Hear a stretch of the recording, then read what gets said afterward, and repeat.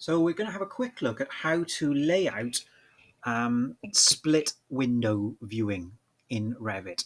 So we've got a few different views open in here. Now we can normally flick through like that between tabs. However, it could be advantageous to see some of them separately. So I'm going to click on the tab with the mouse and grab and drag it.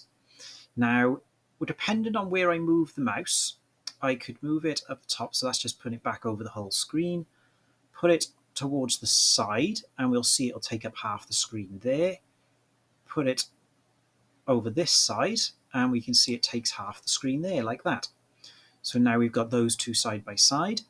We'll grab another one. I will grab the elevation this time.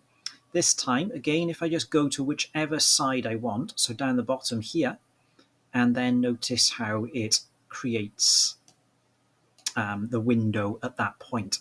We can then adjust the sizes of these windows to suit what we would prefer.